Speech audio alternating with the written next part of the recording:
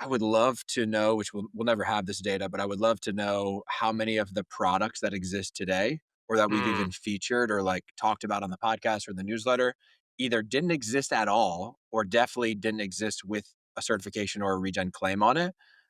I mean, dude, I would guess it's got to be the majority, like the vast majority, which that's kind of insane to think about. I don't know. What do you think about that I know take? I was thinking about a similar concept, but in a different way. Like, when we first started, if you would have said like, "Hey, you're gonna be at episode 100 soon," I would have been like, "There's not enough brands."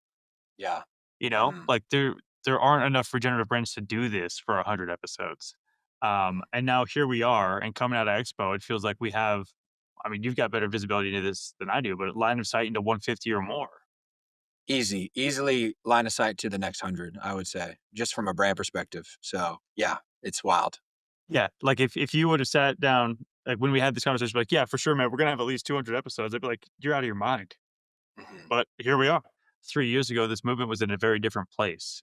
And it mhm, kind of reminds me of like developing a new subcategory in CPG, right? We started mhm, this podcast before I think the maybe before the need for the podcast was there. Like we were just a mhm, tiny bit early, mhm. but it was also like the perfect time to start because as Right. we've learned, like so much has changed.